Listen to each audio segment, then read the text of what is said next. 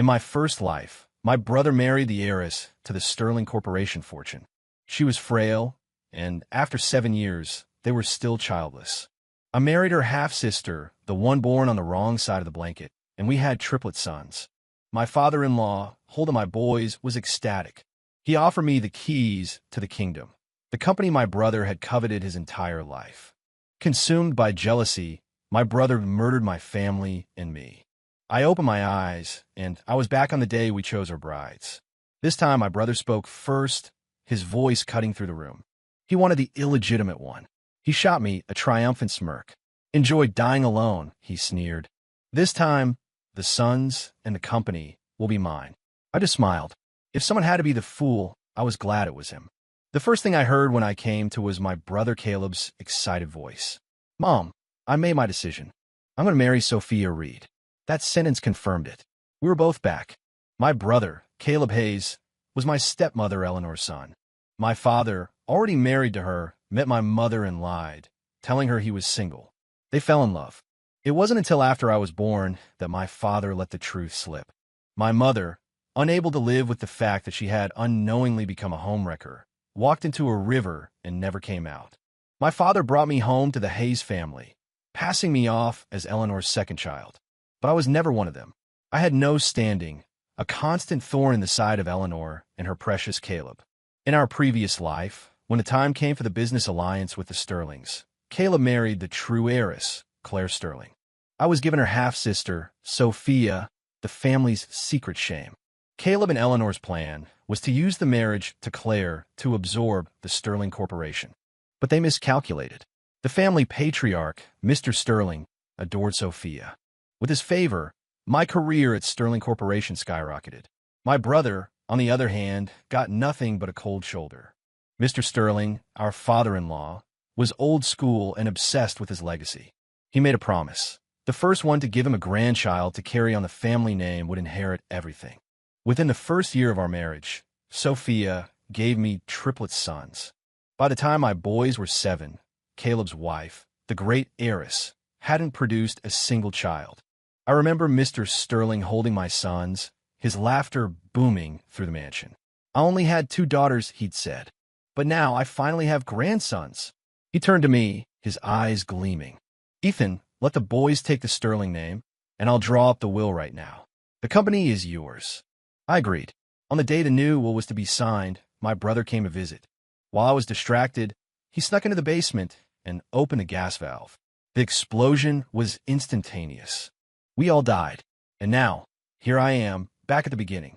I could tell Eleanor was hesitant about Caleb's choice. But he leaned in and whispered something in her ear. Her face lit up with greedy understanding. He must have told her about Mr. Sterling's favoritism and Sophia's proven fertility. Eleanor cleared her throat, fixing me with a venomous glare. "Ethan, Caleb has decided to marry Sophia. That leaves Claire for you." She sniffed disdainfully. "An illegitimate son, like you marrying the legitimate heiress. Consider it a gift from your brother. Don't you forget it." She slid a document across the table. "And to show your gratitude, you'll sign this agreement, formally renouncing any claim to the Hayes family inheritance." I put on a look of stunned surprise. "Of course. This is great. I'll sign." A grin spread across Eleanor's face as she snatched a pen from her purse. The moment my signature was on the paper, she ripped the document away, beaming as she pulled Caleb to his feet. As they left, I heard Caleb's muffled laugh. What an idiot. Once I marry Sophia and take over both the Hayes and Sterling fortunes, we'll see if he comes crawling to me for pocket money. They had no idea. Hayes Enterprises was a criminal enterprise, a front for the mob's money laundering operations. In 3 years, it would all come crashing down when their activities were exposed, bringing threats and blackmailers to their door. In my past life, I was the one who kept them from being dragged down with it, spending a fortune in money and favors to bury the scandal and protect the family name. My father had died 3 years prior, leaving Eleanor in charge. In reality, she did nothing but drain the company's accounts for her lavish lifestyle. Caleb was no better. They were completely oblivious to the sacrifices I'd made. Now, they were practically begging me to jump off their sinking ship. How could I possibly refuse? Besides, Caleb's new life with Sophia was going to be far from the fairy tale he imagined. The real show was just getting started. Caleb and I had a joint wedding ceremony. In my past life, Mr. Sterling had personally introduced me, Sophia's new husband, to every influential guest in the room. This time, I watched as he led that same procession of CEOs and socialites straight toward Caleb.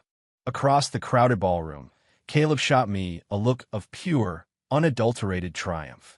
A melodic voice sounded from behind me. "Does that bother you?" I turned to see my bride, Claire. I shook my head. A man's future is built on his own merits.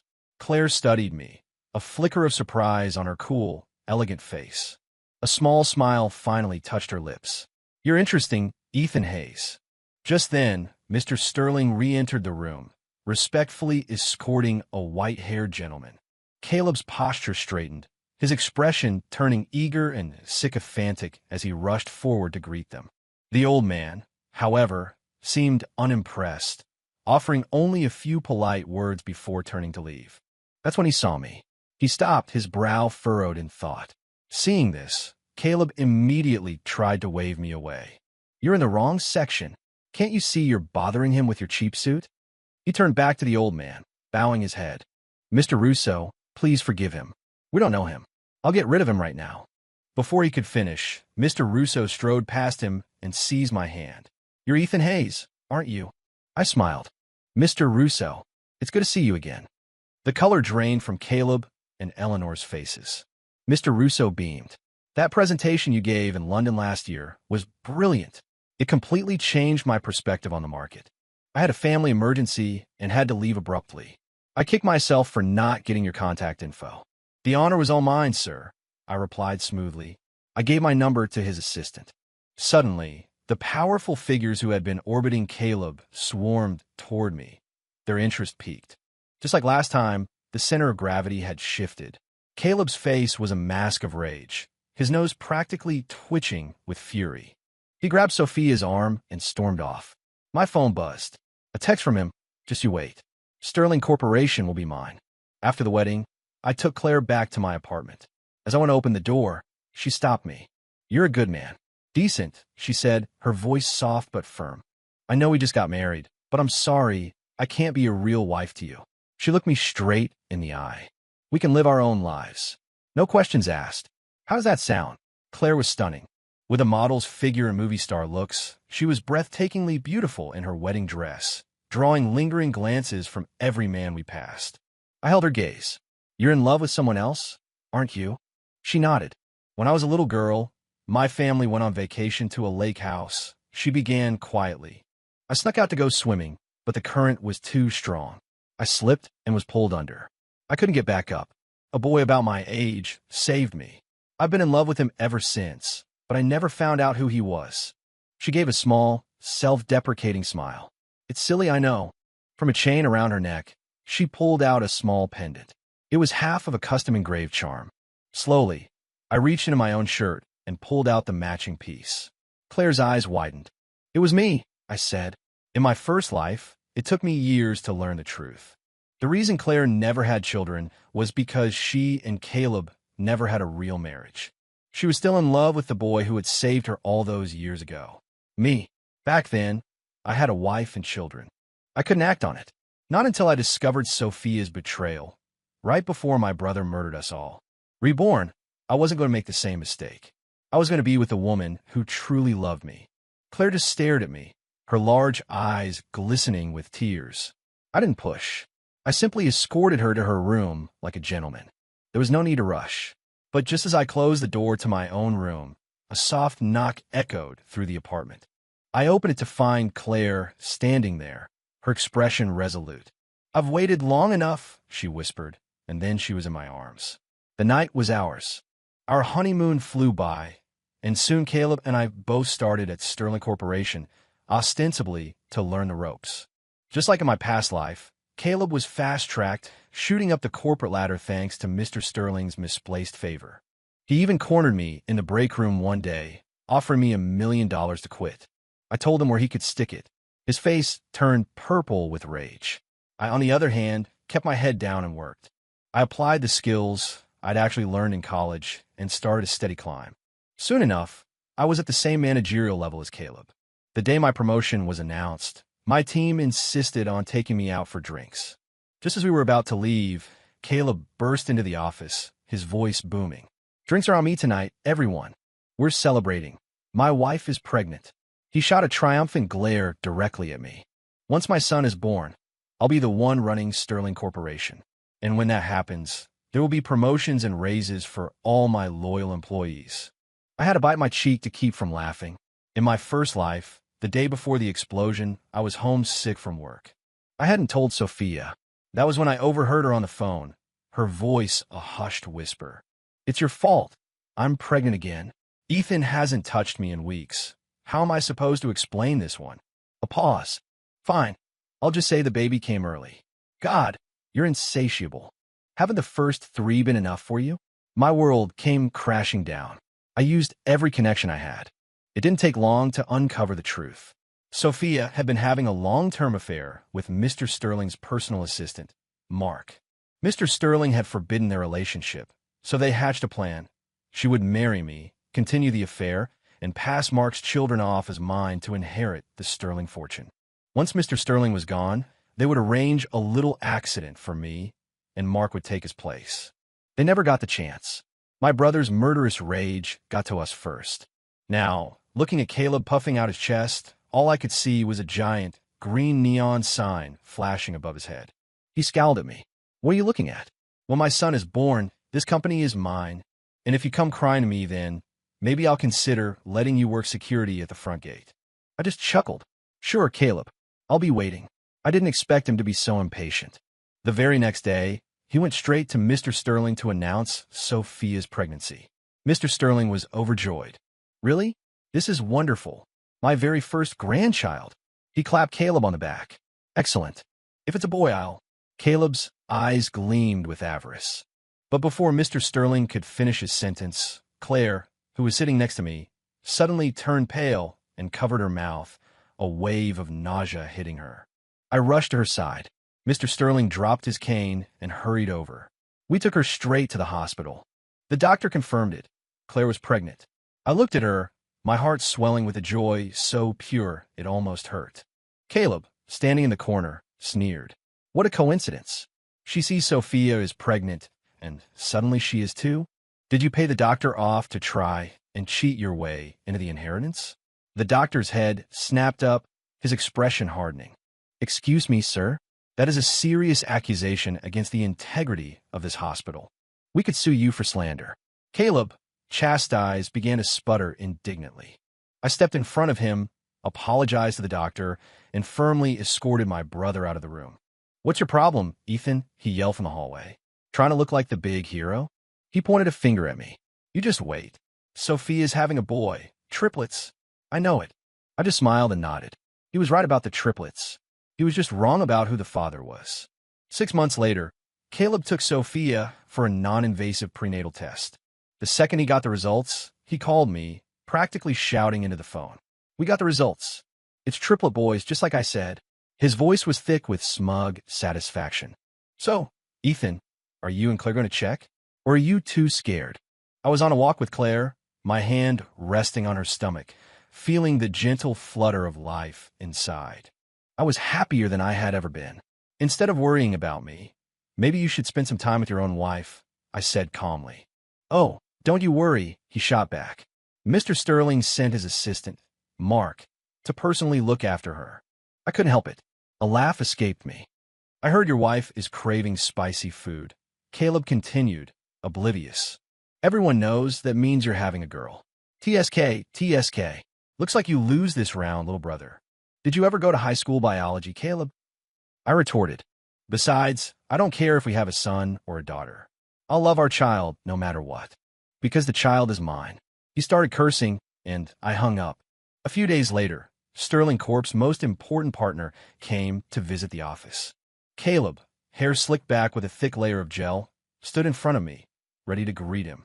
But the man, a prominent investor, walked right past Caleb without a second glance. He came straight to me, a wide grin on his face, and pulled me into a warm embrace. It turned out he was Mr. Sterling's brother-in-law, Claire's uncle. Caleb was left standing there, his face darkening with every passing second. Finally, the investor clapped Mr. Sterling on the shoulder. "I like this one, Sterling. Ethan's a good man. The company is in good hands." "That's not decided yet," Caleb blurted out. "My wife is due any day now," Dad said himself. "Whoever has the first son inherits the company." The smile vanished from Mr. Sterling's face. "Boy or girl, it makes no difference to me. Well, have I ever said such a thing?" The investor said nothing, just gave Mr. Sterling a knowing pat on the shoulder and left. After Mr. Sterling also walked away, I heard Caleb muttering under his breath, "Old fool. Who do you think you're kidding? Just wait until my wife gives you your first grandson. You'll hand over this company whether you like it or not." I gave my brother one last look. After Claire and I had truly opened up to each other, she told me the truth about things Caleb had never known. I had no intention of enlightening him. With 2 months left until her due date, Claire's belly was round and full. I was a nervous wreck, baby-proofing the entire apartment, covering every sharp corner with soft padding. Claire would just watch me, a gentle smile playing on her lips. One afternoon, as we were about to head downstairs for a walk, a call came in from Caleb. He announced that he had consulted some mystic who told him today was a particularly auspicious day. He and Sophia had decided to go for a C-section. "He's inducing labor at 7 months?" Claire gasped. "Is he insane?" We rushed to the hospital. Mr. Sterling was already there, pacing furiously. Sophia was already in the operating room. When Caleb saw us arrive, he beamed, waving a stack of papers in his hand. "Just you wait, Dad. Your 3 grandsons are about to make their debut," he said excitedly. "And while we're waiting, why don't you just sign this will? I've had it all drawn up for you. All it needs is your signature." Mr. Sterling's face was a mask of stone. "Am I on my deathbed? Or are you just that eager to see me in the ground?" He glared at Caleb. "You have some nerve." He was so furious he began to cough violently, and in a fit of rage, he hurled the glass of water in his hand against the floor. As Claire and I rushed to steady him, Caleb flinched back in shock. With a cry of alarm, he stumbled backward, lost his footing, and tumbled down the nearby flight of stairs, landing in a heap at the bottom. Just then, the doors to the operating room swung open. "Family of the patient," a nurse called out. Caleb scrambled to his feet and hobbled over. "Is it a boy or a girl?" he demanded. The nurse gave him a withering look. "The mother delivered full-term babies and is stable. Once she's moved to recovery, the family needs to—" "Boy or girl?" Caleb roared. The nurse didn't flinch. "This is a hospital. Keep your voice down." She adjusted her glasses. "You have 3 beautiful, healthy daughters. Congratulations." Caleb stared at her, dumbfounded, then sank to the floor. "Impossible," he mumbled over and over. "That's impossible." The nurse, seeing his state, wisely took the newborns back to the nursery. Suddenly, Caleb's head shot up. "There's been a mistake. You mix 'em up," he shouted. "Those are my children." Mr. Sterling, clutching his heart, began hammering his cane on the floor. I quickly gave him his heart medication while signaling for a doctor to get Caleb to orthopedics. His left leg was broken. After they put him in a cast, the first thing he said was, "I want a paternity test. There's no way those 3 girls are mine." Hearing this, Mr. Sterling swung his cane and cracked it across Caleb's other leg. A sickening snap echoed in the quiet hallway. Now, both his legs were broken. They put him in a room with Sophia, both legs suspended in traction. 3 months later, on the day Caleb and his family of 5 were discharged, my Claire went into labor. I stood vigil outside the delivery room, my mind racing with 1,000 worries. Caleb appeared beside me, silent, his eyes glued to the closed doors. 2 hours later, a nurse emerged, holding a small bundle. "Family? Congratulations, it's a healthy baby girl. Mother and daughter are doing fine." I took my daughter in my arms, my heart overflowing. After asking about Claire, I turned and saw Caleb staring at the baby, a massive, triumphant grin spreading across his face. "Huh, see, Ethan, you had a daughter too," he crowed. "My lucky day. My girls were born first, so Sterling Corporation is still mine." The smile was still on his face when the nurse came out again. "Here you go, Dad," she said, handing me another bundle. "This is the little brother." "Congratulations," she beamed. "You have beautiful twins." Caleb froze. "That's not possible," he stammered. "It wasn't like this in the last life." He went home and demanded a paternity test for his children and insisted that I do one for mine as well. Claire and I found the whole thing ridiculous, but we agreed. To my surprise, Sophia didn't object, even though she knew Caleb wasn't the father. Mr. Sterling didn't comment on the tests, but he shot Caleb a look of pure contempt before pulling me aside and clapping me on the shoulder. "Keep up the good work, son," he said. The results came back quickly. The triplet girls were biologically Caleb's. But my children, my son and daughter, shared no DNA with me. The entire family was present when the results were read, including Eleanor. "Dad, see? Ethan's kids aren't his." Caleb waved the report, his eyes shining with manic glee. Eleanor smirked, crossing her arms. "Well, Mr. Sterling, it seems your precious Claire has been cheating on my son. This is quite the scandal, isn't it? But we're willing to be magnanimous. Just sign the company over to Caleb, and we can forget this whole messy affair. After all, even if they're girls, at least they carry our family bloodline." "The results have to be wrong," Claire cried, her face pale. "I know who the father of my children is. It's right here in black and white," Caleb sneered. "Don't bother trying to deny it." He turned to me, his smile dripping with false pity. "Hey, don't feel too bad, Ethan. The kids might not be yours, but you still have the wife, right? With a woman like that, I'm sure you could try again for one of your own." Through it all, I just smiled. Finally, I spoke. "I demand a second test." Caleb roared with laughter. "Still won't give up, huh? Fine by me." His little eyes glittered. "But let's make a deal.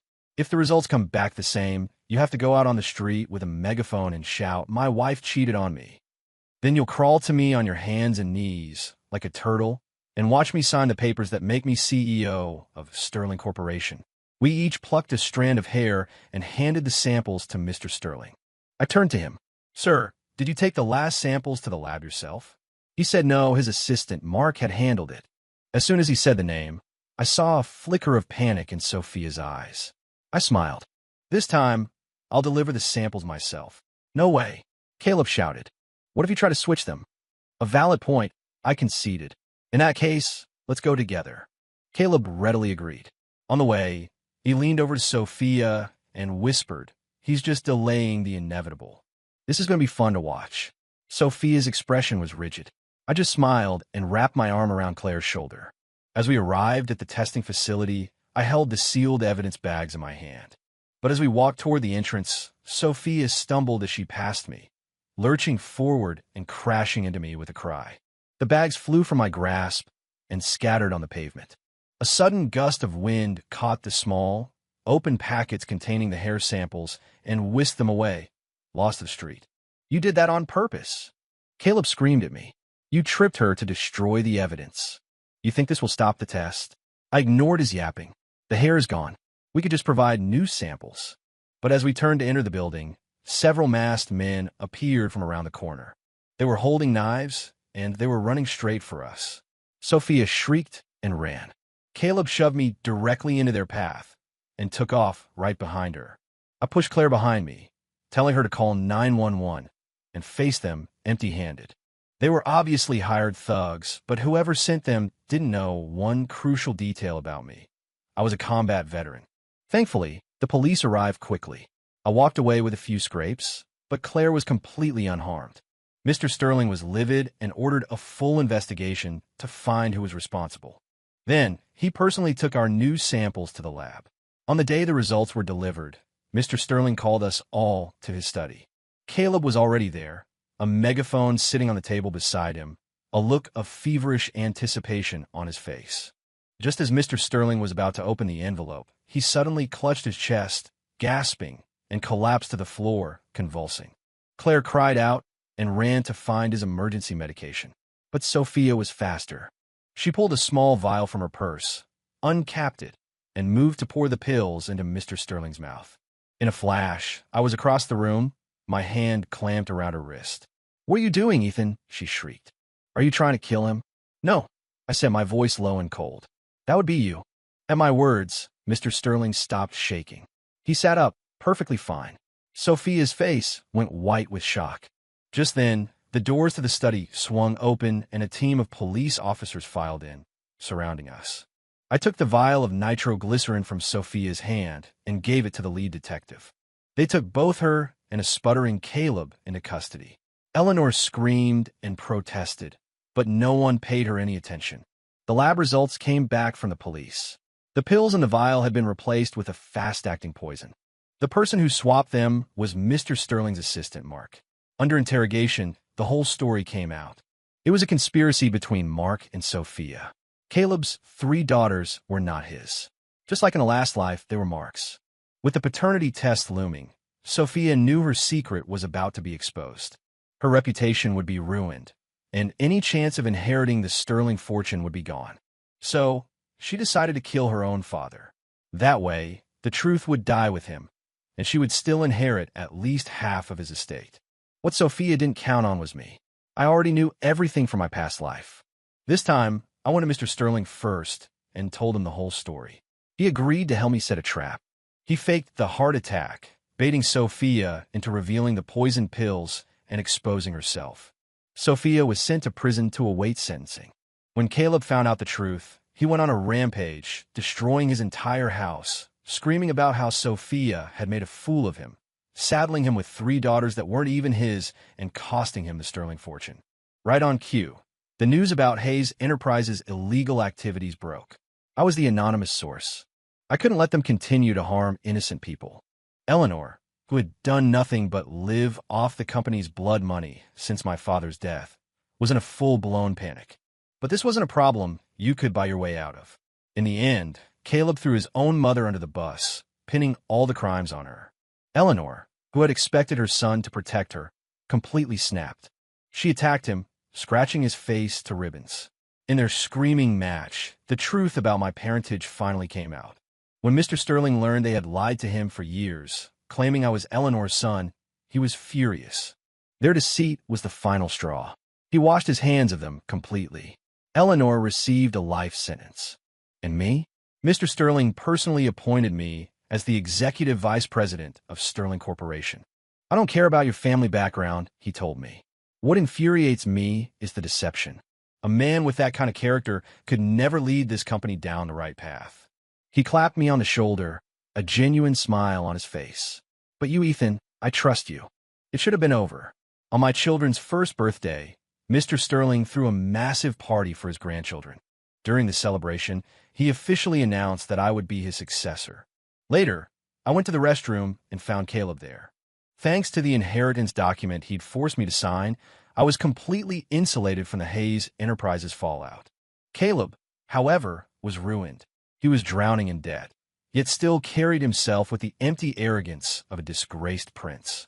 It took a couple of broken teeth from a loan shark to finally bring him back to reality. Now, here he was, dressed in a janitor's uniform. You came back too, didn't you? He asked, his voice flat.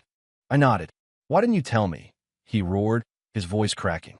You enjoyed watching me get played for a fool, didn't you? Watching me lose everything? I nodded again. Why would I do anything else? I thought for a moment, then decided to grant him one last piece of truth. You had it wrong from the start, Caleb. In both lifetimes.